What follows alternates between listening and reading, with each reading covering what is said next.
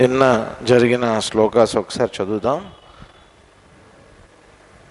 7వ అధ్యాయం 17వ శ్లోకం నుంచి చదువుదాం.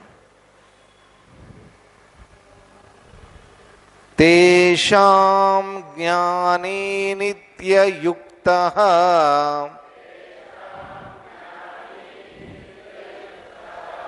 ఏకభక్తిర్విశిష్యతే ప్రియో హి జ్ఞానినోత్యర్థం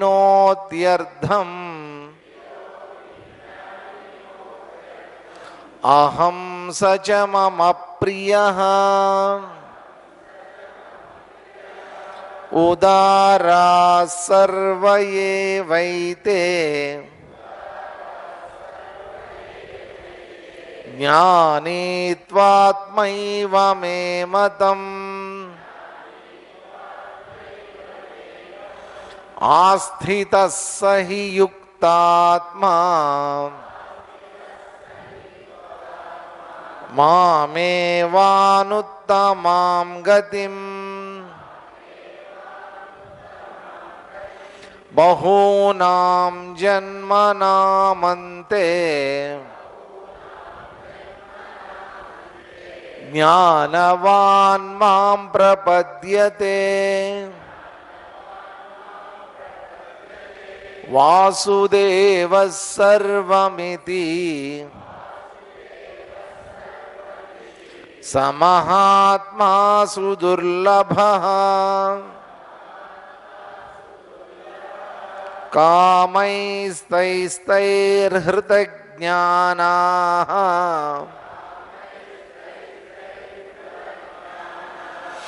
ప్రపద్యంతేన్యదేవతాః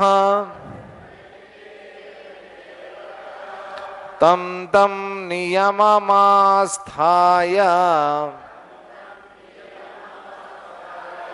ప్రకృత్యా నియతా స్వయా యో యో యాం యాం తనుం భక్తః శ్రద్ధయార్చితుమిచ్ఛతి తస్య తస్యాచలాం శ్రద్ధాం తామేవ విదధామ్యహం సతయా శ్రద్ధయా యుక్తః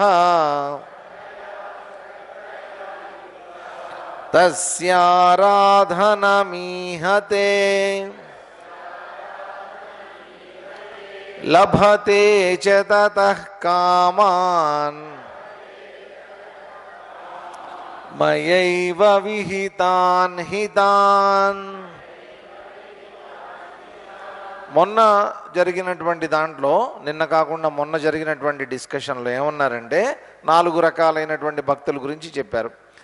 నిన్న చెప్పింది ఏంటి? ఆ నలుగురిలో కూడా తేషాం, ఆ నలుగురిలో కూడా ఏకభక్తి కలిగినటువంటి జ్ఞాని ఎవరైతే ఉన్నారో అతనికి నేనంటే చాలా ఇష్టం, అందువల్ల నాకు అతనంటే చాలా ఇష్టం. ఎందుకని?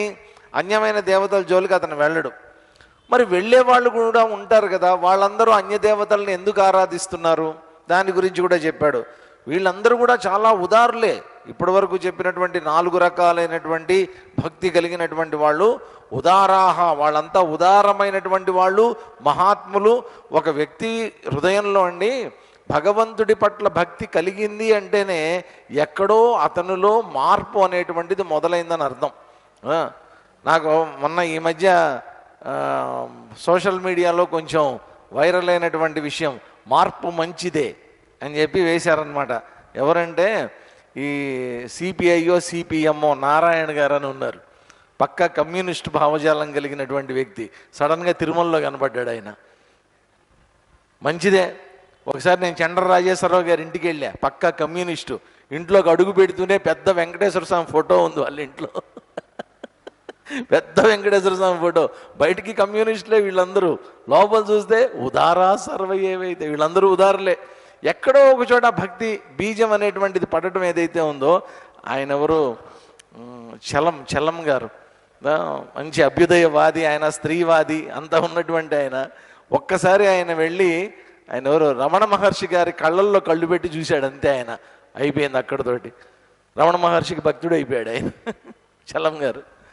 కాబట్టి ఎక్కడో జీవితంలో ఒక అనుభవం అనేటువంటిది భగవంతుడి దగ్గరికి తీసుకుని వెళ్తుంది, ఏదో ఒక రకంగా తీసుకుని వెళ్తుంది.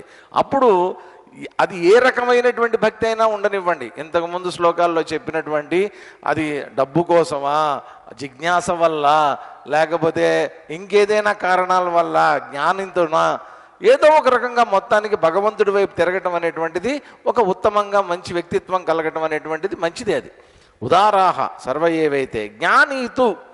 కానీ జ్ఞానికి మాత్రం ఒక స్పెషల్ క్వాలిఫికేషన్ ఉంది. ఏంటి ఆ క్వాలిఫికేషను? నిన్న చెప్పినటువంటిది వాసుదేవ సర్వమిది. అతనిలో ఉండేటటువంటి భావన ఏమిటో చెప్పారనమాట. అంతా కూడా వాసుదేవమయమే. ఇక్కడ మామూలుగా వాసుదేవుడు అని చెప్పి మనం ఎవరిని అంటాం? శ్రీకృష్ణుని అంటాం మనం. ఎందుకని వాసుదేవుడు అయ్యాడు? ఆయన వసుదేవుడి కొడుకు కాబట్టి. కాబట్టి సంస్కృతంలో ఏంటంటే, మీకు ఇంతకుముందు చెప్పానో లేదో మరి, ఆది వృద్ధి అని ఒక ఇది ఉంటుందన్నమాట పాణిని వ్యాకరణ సూత్రాల్లో. ఇప్పుడు వసుదేవుడు కొడుకు కాబట్టి వాసుదేవుడు, శునక మహర్షి కొడుకు కాబట్టి శౌనకుడు. ఇట్లా మొదటి అక్షరం వృద్ధి చెందుతుందన్నమాట. అట్లాగే ఇక్కడ ఎవరు? వాసుదేవుడు, వసుదేవుడు కొడుకు కాబట్టి వాసుదేవ అన్నారు. బాగానే ఉంది. ఇది మామూలుగా పౌరాణికమైనటువంటి అర్థం. దీంట్లో ఆధ్యాత్మికమైనటువంటి అర్థం మనం తీసుకున్నప్పుడు వాసు అంటే ఏంటంటే మొత్తం అంతటా వ్యాపించి ఉన్నటువంటి వ్యక్తిత్వం కలిగినటువంటి వాడు, అంతటా వసించేటటువంటి వాడు. వసించడం అంటే నివసించడం, అంతటా వసించేటటువంటి వాడు. దేవః కేవలం అంతటా వసించేటటువంటి వాడే కాదు, జ్యోతనాత్ దేవః వెలుగుతూ ఉండేటటువంటి వాడు, చైతన్యంగా వెలుగుతూ ఉన్నటువంటి వాడు, అంతటా ఉండేటటువంటి వాడు, అన్నిటినీ వెలిగించేటటువంటి వాడు. కాబట్టి ఆయన ఏమన్నారు? వాసుదేవుడు. కాబట్టి వాసుదేవ సర్వమిది. నేను ఎవరిని చూస్తున్నా? వ్యక్తుల్ని చూస్తున్నా, జంతువుల్ని చూస్తున్నా, పక్షుల్ని చూస్తున్నా, క్రిమికీటకాదుల్ని చూస్తున్నా, సముద్రంలో ఈదే చేపల్ని చూస్తున్నా. ఎవరు వీళ్ళంతా? వాసుదేవ సర్వమిది. అంతటా వాసుదేవుడే ఉన్నాడనేటువంటి భావన, ప్రతి దాంట్లోనూ వాసుదేవుడే ఉన్నాడనేటువంటి భావన. అటువంటి సమహాత్మా సుదుర్లభ, అటువంటి మహాత్ముడు దొరకడం అనేటువంటిది చాలా దుర్లభం అండి. కాబట్టి దుర్లభం త్రయమేవైతత్ దైవానుగ్రహ హేతుకం అన్నారు శంకరాచార్యులు వారు. దుర్లభం. కాబట్టి దుర్లభం అంటే ఏంటి? చాలా కష్టం దొరకటం. అటువంటి వాళ్ళు దొరకడం చాలా దుర్లభం, అంటే దొరకటం కష్టం. ఎటువంటి వాళ్ళట? మనుష్యత్వం, ముముక్షుత్వం, మహాపురుష సంశయ. ఈ మూడు లభించటం అనేది చాలా దుర్లభం అంటారు ఆయన. మనుష్యత్వము అంటే ఏంటి? అసలు ఈ మనిషిగా పుట్టడం, అసలు నేను మనిషిగా పుట్టడం అనేటువంటిది చాలా దుర్లభం, అందరికీ రాదు ఈ జన్మ. ముముక్షుత్వం, మనిషిగా పుట్టాను బాగానే ఉంది, నేను దీంట్లోంచి బయటపడాలి అని మోక్షేచ్ఛ కలగడం అనేటిది కూడా దైవానుగ్రహమే. మోక్షేచ్ఛ కూడా దైవం అనుగ్రహం వల్లే కలుగుతుందండి. మరి నాకు దైవానుగ్రహం వల్ల మోక్షేచ్ఛ అనేటువంటిది కలిగింది, మోక్షం పొందాలి అనేటువంటి కోరిక కలిగింది. మరి ఆ మోక్షేచ్ఛని తీర్చగలిగినటువంటి వాడు ఎవడో ఒకడు దొరకాలి కదా. మహాత్ముల యొక్క సాంగత్యం నాకు దొరకాలి కదా, సత్పురుషుల యొక్క సాంగత్యం దొరకాలి కదా. అటువంటి సత్పురుషుల్ని కూడా ఈ ప్రపంచంలో భగవంతుడు పెట్టాడు. కాబట్టి వాళ్ళని మనం వెతుక్కుని వాళ్ళ యొక్క సాంగత్యంలోకి వెళ్ళటం అనేటువంటిది మన బాధ్యత. కాబట్టి అటువంటి సత్పురుషులు దొరకటం అనేటువంటిది వాస్తవంగా అయితే చాలా కష్టం. వాసుదేవుడే అంతటా ఉన్నాడు అనేటువంటి భావన కలిగినటువంటి వాళ్ళు అని చెప్తూ తర్వాత ఏమన్నారు? మొన్న ఎప్పుడో ఎవరిది, విద్యాప్రకాశానంద స్వామి గారిది ఒక పుస్తకం ఏదో చదువుతుంటే దాంట్లో అన్ని కథలు రాశారనమాట. ఆయన చాలా బాగుంది ఆ కథ, నాకు భలే నచ్చింది. ఏంటిట, ఒక ఆయనకి వ్యాపారంలో బాగా లాభం వచ్చిందంట. లాభం వస్తే ఆయన ఏం చేశాడంటే ఒక 2 తులాలు బంగారం పెట్టి ఓ చిన్న వినాయకుడు బొమ్మ చేయించుకున్నాడు. ఆయన వినాయకుడు అంటే భక్తి ఆయనకి, అందుకని చిన్న బొమ్మ చేయించుకున్నాడు వినాయకుడు బంగారంతో 2 తులాలు. ఇంకా బాగా వ్యాపారంలో లాభాలు వచ్చాయి. మళ్ళీ 2 తులాలు పెట్టి ఏం చేశాడంటే ఒక ఎలక బొమ్మ చేయించాడు. ఆయన వాహనం ఎలక కదా, ఎలక కూడా చేయించాడు. ఇంకా లాభాలు వచ్చాయి ఆయనకి, వినాయకుడి మీద భక్తి పెరిగిపోయింది ఆయనకి. పెరిగిపోతే ఏం చేశాడు, ఇంకో 2 తులాలు పెట్టి ఆయన సింహాసనం ఒకటి చేయించాడు, చిన్నది బుజ్జి సింహాసనం ఒకటి చేయించాడు. దాని మీద వినాయకుడు, ఆ కింద ఎలక పెట్టాడు. ఇంకా లాభాలు వచ్చాయట. వచ్చిన తర్వాత ఆయనకు ఛత్రం చేయించాట, గొడుగోడు చేయించాడు బంగారంతో 2 తులాలు పెట్టి. అన్నీ 2 తులాలే, వచ్చినప్పుడల్లా చేయించటం. మొత్తానికి ఏం జరిగిందో తెలియదు, ఏదో జరిగింది, జరగకూడదు జరిగింది, వ్యాపారంలో లాస్ వచ్చింది. ఇప్పుడు ఫుల్ లాసు. ఇక లాస్ వచ్చిన తర్వాత ఏం చేయాలి? ఎంత లాస్ వచ్చిందంటే ఆఖరికి ఈ బొమ్మలు కూడా అమ్మేయాల్సి వచ్చింది, చేయించిన బంగారం బొమ్మలన్నీ అమ్మేయాల్సి వచ్చింది. వినాయకుడు బొమ్మ తీసుకెళ్ళాడు, వినాయకుడు బొమ్మ తీసుకెళ్ళి అమ్మేశాడు. ఎలక బొమ్మ తీసుకెళ్ళాడు, ముందు ఎలక బొమ్మ తీసుకెళ్ళాట, ఎందుకంటే ఎలక కదా వాహనం అని చెప్పి ఎలక నమ్మేద్దాం, ఫస్ట్ వినాయకుడిని ఉంచుకుందాం అనుకున్నట్ట. ఎలక నమ్మేశాడు. ఎలక నమ్మేస్తే ఆయన ఏదో పాపం కొన్నటువంటి వ్యక్తి ఏదో కొంత డబ్బు ఇచ్చాడు, 1 లక్షం ఎంతో ఇచ్చాడు. ఇచ్చిన తర్వాత కొన్నాళ్ళు పోయిన తర్వాత ఆయన లాస్ తీరలా, మళ్ళీ వినాయకుడిని నమ్ముదామని వెళ్ళాడు. వినాయకుడిని నమ్ముదాం వెళ్తే అప్పుడు కూడా 2 లక్షలు ఇచ్చాడు, 1 లక్ష రూపాయలు ఇచ్చాడట. అదేంటయ్యా, ఎలకకి వెళ్ళినా నువ్వు 1 లక్ష రూపాయలే ఇస్తావు, వినాయకుడికి కూడా నువ్వు 1 లక్ష రూపాయలే ఇస్తావు, కాస్త దేవుడయ్యా చూసుకోవయ్యా అన్నాడంట.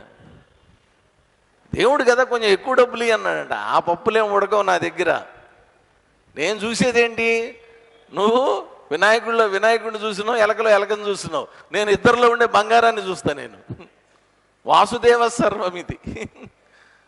వాళ్ళ దగ్గర అంతే, అంత తప్ప ఇంకేం చూడరు వాళ్ళు. అది ఎలక, గొడుగ, సింహాసనమా, వినాయకుడా ఇవేం చూడరు. ఉన్నటువంటి బంగారం దాని బరువు అంతే, దానికే లెక్క కట్టి ఇచ్చేస్తాను మనకి. కాబట్టి వాసుదేవ సర్వమితి సమహాత్మా సుదుర్లభ అని చెప్పి మిగతా ఉన్నటువంటి ప్రజలు ఎవరైతే ఉన్నారో వాళ్ళందరూ ఏం చేస్తుంటారట, అన్య దేవతల్ని ఆరాధిస్తారు. ఎందుకు ఆరాధిస్తారు? కామైస్తైస్తైర్ హృతజ్ఞానాః. వాళ్ళల్లో ఉండేటటువంటి జ్ఞానం అంతా ఏమైపోతుందంటే అనేక రకాలుగా విడిపోతుంది. విడిపోవడం అంటే ఏంటి? ఎందుకు విడిపోతుంది? రకరకాలైనటువంటి కోరికలు, ఒక్కొక్క రకమైనటువంటి వయసులో ఒక్కొక్క రకమైనటువంటి కోరికలు కలుగుతున్నాయి. చిన్నపిల్లలు వాళ్ళు ఎంతసేపు వాళ్ళ బొమ్మల కోసం వాళ్ళ కోరికలు. వాడు దేవుడి దగ్గరికి వెళ్ళి ఏం అడుగుతాడు? చిన్న పిల్లాడు ఉన్నాడు అనుకోండి, దేవుడి దగ్గరికి వెళ్ళి ఏం అడుగుతాడు చెప్పండి? కొంచెం ఎదిగిన పిల్లాడైతే స్వామి నాకు మంచి మార్కులు వచ్చేటట్టు చూడంటాడు. మరీ చిన్న పిల్లాడు ఉన్నాడు అనుకోండి, వాడు దేవుడి దగ్గరికి వెళ్ళి ఏం అడుగుతాడు? నాకు మంచి బొమ్మలు కొనిచ్చేటట్టు చూడు దేవుడా అంటాడు. మా నాన్న నాకు మంచి బొమ్మలు కొనిచ్చేటట్టు చూడు. వాడికి పాపం అంతే, వాడి కోరిక అంతే. వినాయకుడి దగ్గరికి వెళ్ళి నాకు మంచి బొమ్మలు కొనిచ్చేటట్టు చూడు మా నాన్న అంటాడు. అదే ఏ ఇంటర్మీడియట్ వాడు అనుకోండి, నాకు మంచి మార్కులు వచ్చేటట్టు చూడు అంటాడు. వాడి కోరిక మారిపోయింది. అదే 28 ఏళ్ళు 29 ఏళ్ళు వచ్చిన కుర్రాడు అనుకోండి, వీడే ఇంతకుముందు బొమ్మలు అడిగిన కుర్రాడు, తర్వాత మార్కులు అడిగిన కుర్రాడు, ఇప్పుడు 27 ఏళ్ళు 28 ఏళ్ళు వచ్చేవాడికి వచ్చిన తర్వాత ఇప్పుడేం అడుగుతాడు? మంచి పిల్లని చూసి పెట్టు దేవుడా. ఇప్పుడు వాడికి కావాల్సింది పెళ్ళి. ఇదివరకు అమ్మాయిల పెళ్ళిళ్ళు ఎట్లా అయ్యేవా అని భయపడేవాళ్ళు కదా, ఆ రోజులు పోయాయి. ఇప్పుడు అబ్బాయిల పెళ్ళిళ్ళు ఎలా అవుతాయా? అబ్బాయికి పెళ్ళి అయ్యేటట్టు చూడు దేవుడు, వాడు కోరుకుంటాడు నా పెళ్ళి అయ్యేటట్టు చూడు అని చెప్పి. తర్వాత మంచి జాబ్ వచ్చేటట్టు చూడు. ఇవి వాళ్ళ కోరికని బట్టి దేవుళ్ళు మారిపోతూ ఉంటారు, ఆ దేవతల రూపాలు మారిపోతూ ఉంటాయి. ఒక్కొక్క దానికోసం ఒక్కొక్క రకమైనటువంటి దేవుడి దగ్గరికి వెళ్తుంటారు. కామైస్తైస్తే హృతజ్ఞాన. వాళ్ళు ఉన్నటువంటి జ్ఞానం అంతా కూడా వాడి కోరికల అనుగుణంగా దేవతలను ఆరాధించడం మొదలు పెడుతోంది. అటువంటి వాళ్ళని ఎంతో శ్రద్ధతోటి, నియమాలతోటి, నిష్టలతోటి, చెయ్యవలసినటువంటి అన్ని రకాలైనటువంటి ఉపచారాలతోటి ఆరాధిస్తారు దేవుణ్ణి. చాలా శ్రద్ధ ఉండాలండి. ఇక్కడ భగవంతుడు ఏమంటున్నారంటే, వాళ్ళు ఆయా దేవతల్ని ఆయా రూపాలని ఆరాధిస్తుంటారు చూసావా ఆ శ్రద్ధతోటి. ఆ శ్రద్ధని వాళ్ళకి ఎవరిస్తారో తెలుసా? నేనే ఇచ్చేది వాళ్ళకి. ఆ శ్రద్ధని నేనే.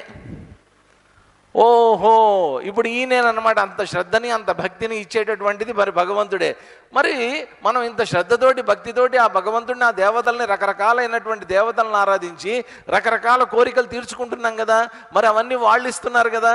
వాళ్ళు ఇస్తున్నారు సరే, వాళ్ళతో ఇప్పించేది నేనే. కాబట్టి నీలో భక్తిని పెంచేది నేనే, నీ కోరికలు తీర్చేది నేనే, నీ కోరికని నేనే, నువ్వు నేనే, ఆయన నేనే, అంతా నేనే.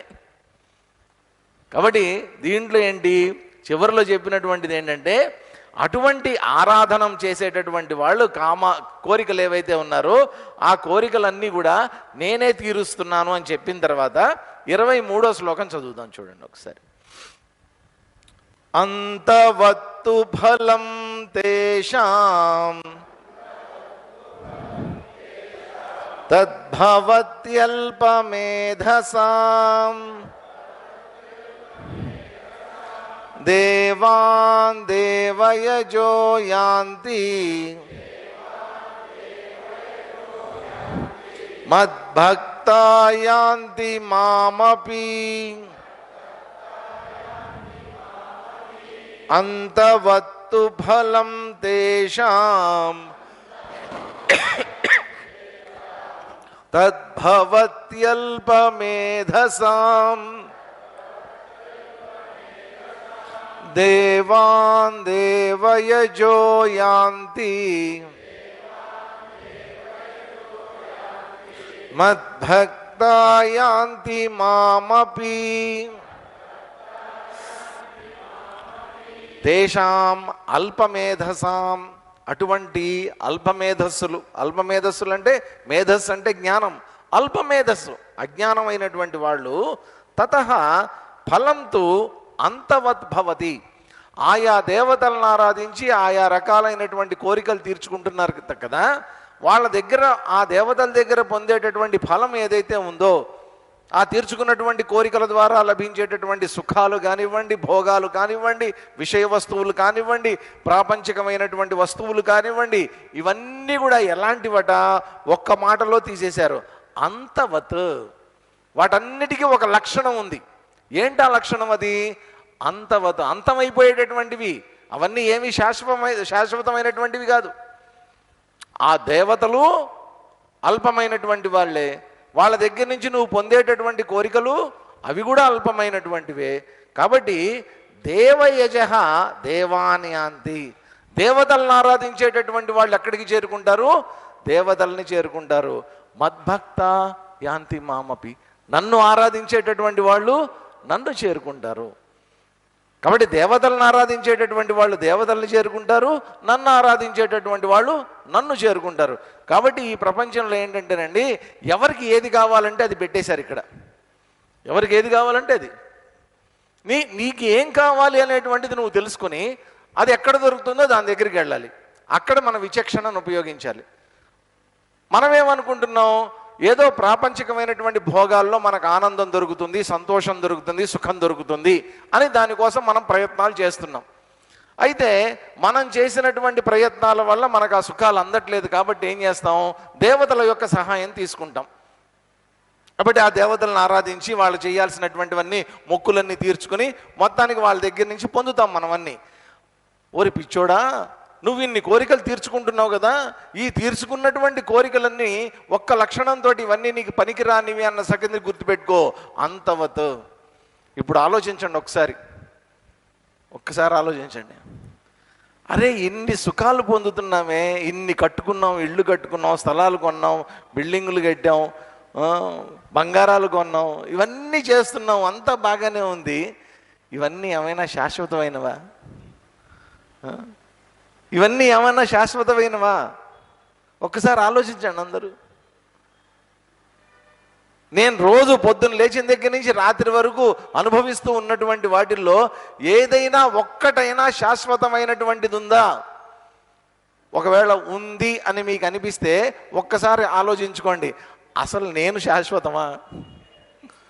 అనుభవించే నేను శాశ్వతమా? మరి దేనికి ఇదంతా? ఏం చేద్దామని ఇదంతా? ఒక్కసారి ఆలోచించండి. ఏంటంటే, ఇప్పుడు ఒక దోమ 7-8 రోజులు బతుకుతుందిట. 7-8 రోజులు బతుకుతుంది. 7-8 రోజులతోటి దాని జీవితం అదేమనుకుంటుందో తెలుసా? అబ్బో, నేను పెద్ద జీవితం జీవించేశాను అనుకుంటుంది. అది 7-8 రోజులు బతికే దోమ నేను పెద్ద జీవితం జీవించాను అనుకుంటుంది. ఇప్పుడు ఒక 80 ఏళ్ల మనిషి జీవితంతో దాని 8 రోజుల జీవితాన్ని ఒకసారి కంపేర్ చేయండి. అసలు దాని బతికేనా?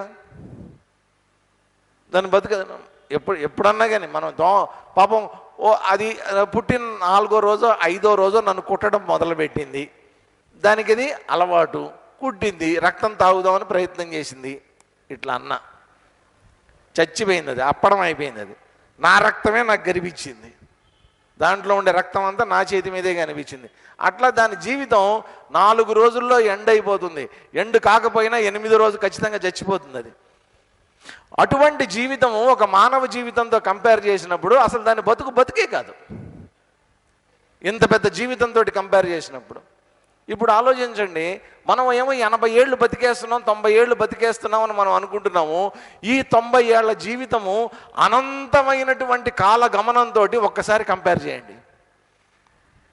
కొన్ని వేల సంవత్సరాల నుంచి ఈ సృష్టి అనేటువంటిది పుట్టింది. ఇంకా కొన్ని వేల సంవత్సరాలు ఇది ముందుకు జరుగుతూ ఉంటుంది. వేల సంవత్సరాలు, సైంటిస్టులను అడిగితే లక్షల సంవత్సరాలు అంటారు, లక్షల సంవత్సరాలు. ఈ లక్షల సంవత్సరాల్లో నీది తిప్పి తిప్పి కొడితే 80 ఏళ్ళు. ఇదొక బతుక? ఇది కూడా ఒక బతికేనా? సముద్రంలో నీటి బొట్టు లాంటిది నీ జీవితం. ఈ జీవితంలో నేనేదో పొందేయాలి, నేనేదో చేసేయాలి, నేనేదో అనుకుని వచ్చినటువంటి అవకాశాన్ని దుర్వినియోగం చేసుకుని సద్వినియోగం చేసుకోకుండా భగవంతుడిని మర్చిపోయి, పోని భగవంతుడు ఏమన్నా గుర్తున్నాడంటే అల్పమేధసాం, అల్పమేధస్సుతోటి ఈ లౌకికమైనటువంటివన్నీ పట్టుకొని కూర్చుని అసలైన దాన్ని వదిలిపెట్టేసేసి జీవితాన్ని వృధా చేసుకోవడం కాదు ఇదంతా. మొత్తం వేస్ట్, జీవితం అంతా వేస్ట్. ఎందుకు బతికావురా? వేస్ట్,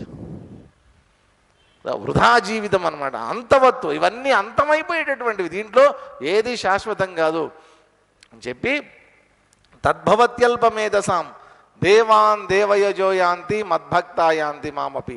కాబట్టి దేవతలను ఆరాధించేటటువంటి వాళ్ళు దేవతలనే చేరుకుంటారు అని చెప్పడంలో అర్థం ఏంటంటే, మామూలుగా మనకి ఎవరైనా ఒక ఇష్టదేవత ఉన్నారనుకోండి, ఆ ఇష్టదేవతని మనం ఆరాధించామనుకోండి, దాన్ని పూజించాం, ఉపాసన చేసాం. ఉపాసన చేసినప్పుడు ఏమవుతుందంటే ఆయా దేవతల యొక్క సాన్నిధ్యం, ఆయా దేవతల యొక్క సాయుధ్యం అనేటువంటిది లభించడం ఖచ్చితంగా జరుగుతుంది. దేవతా సాయుధ్యం అంటారు భక్తిలో అది కూడా ఒక రకమైనటువంటి భక్తి. భగవంతుడి యొక్క సాయుధ్యం లభించడం అనేటువంటిది కూడా ఒక భక్తి. ఆ దేవతలను చేరుకుంటారు. కానీ ఇక్కడ ఏం చేస్తున్నావు, ఆ దేవతలే శాశ్వతమైనటువంటి దేవతలు కాదు, వాళ్ళకు ఉన్నటువంటి పదవులు శాశ్వతమైనటువంటివి కావు. అటువంటిప్పుడు వాళ్ళని ఎందుకు పట్టుకుంటావు? శాశ్వతమైనటువంటి దానికి పట్టుకో. మద్భక్తాయాంతి మామపి.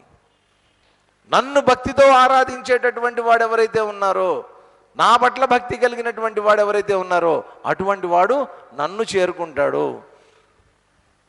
కాబట్టి మనం చేసేటటువంటి సాధనలు 2 ఉంటాయండి. రెండింటిని మీరు కలిపేసుకోవద్దండి ఎప్పుడు కూడా. చాలా జాగ్రత్తగా ఆలోచించండి. ఒకటి భక్తి, ఒకటి సాధన. ఇప్పుడు అర్థమైందా నేను చెప్పింది మీకు? ఒకటి భక్తి, ఒకటి సాధన. భక్తిలో మనం ఏం చేస్తామంటే అన్నిటినీ కోరుకుంటాం మనం, అది కావాలి, ఇది కావాలి, అది కావాలి, ఇది కావాలి. సాధన అంటే ఏంటి? ఆధ్యాత్మికమైనటువంటి ఒక లక్ష్యాన్ని పెట్టుకుని ఆ లక్ష్యం కోసం చేసేటటువంటి ప్రయత్నం సాధన. సాధన భక్తి కాదు, భక్తి సాధన కాదు. ఈ రెండిటికి ఉన్నటువంటి తేడా అదే. రోజు నిత్యాగ్నిహోత్రం చేసేటటువంటి వాళ్ళు ఉంటారు, లేదా నిత్య దేవతార్చన చేసేటటువంటి వాళ్ళు ఉంటారు, ఏకాదశి ఉపవాసాలు చేసేటటువంటి వాళ్ళు ఉంటారు. అన్ని రకాలైనటువంటి నియమాలు, నిష్టలు ఇవన్నీ అందరూ చక్కగా పాటిస్తున్నారు. ఇదంతా దేంట్లో భాగం? ఇది సాధన కాదు, ఇది భక్తి. కేవలం భగవంతుడు నాకు ఇస్తున్నటువంటి వాటికి తెలిపేటటువంటి కృతజ్ఞత, లేదా భగవంతుడి దగ్గర నుంచి నేను ఏదైనా పొందడానికి చేసేటటువంటి ఒకానొక ప్రయత్నం. కానీ సాధన అనే మాట ఎప్పుడు ఉపయోగిస్తాం మనం? పరమాత్మని నేను తెలుసుకొని పరమాత్మలో నేను ఐక్యం అవ్వాలి అన్నటువంటి సంకల్పంతో నేను చేసేటటువంటి జపం కానివ్వండి, ధ్యానం కానివ్వండి, ఇంతకుముందు శ్లోకాల్లో చెప్పినటువంటి యోగం కానివ్వండి, కర్మయోగం కానివ్వండి, ఇవన్నీ కూడా ఏంటంటే భగవంతుడి దగ్గరికి నన్ను తీసుకుని వెళ్ళేటటువంటి ప్రయత్నాలు ఇవన్నీ. ఇదంతా కూడా సాధన. భగవంతుడి దగ్గర కోరుకునేటటువంటిది ఇంకా క్లియర్గా చెప్పేస్తా మీకు, ఇంకా క్లియర్గా చెప్తా. ఒక్కసారి చెక్ చేసుకోండి మిమ్మల్ని మీరు. భగవంతుడి దగ్గర నుంచి మీరు ఏదన్నా కోరుకుంటే అది భక్తి, భగవంతుడినే కోరుకుంటే సాధన. క్లియర్? ఇంకేమైనా డౌట్ ఉందా?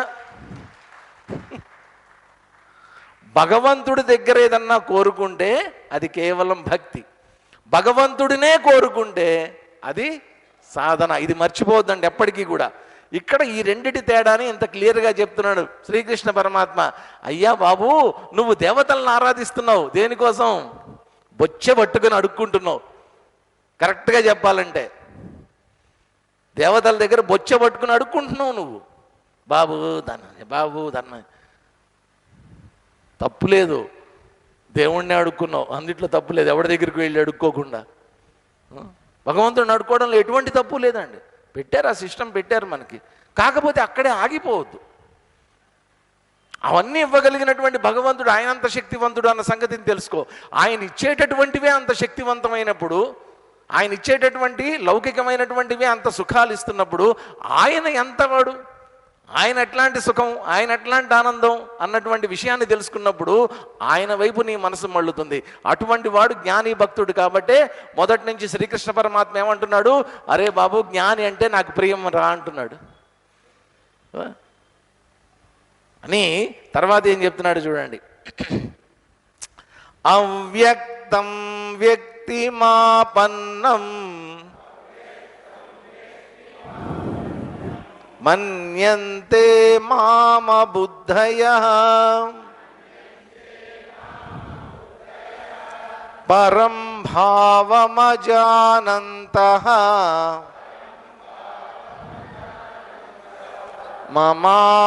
మమావ్యయమనుత్తమం అవ్యక్తం వ్యక్తిమాపన్నం మన్యంతే మామ బుద్ధయః పరం భావమజానంతః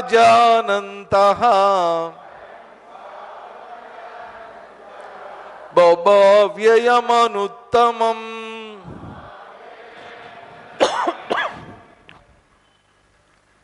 అవ్యక్తం, అనుత్తమం, పరం. తన యొక్క లక్షణాలని 3 రకాలైనటువంటి లక్షణాలతోటి ఇక్కడ చెప్తున్నాడు తన యొక్క స్థితిని. ఆయన ఎవరట? అవ్యక్తం.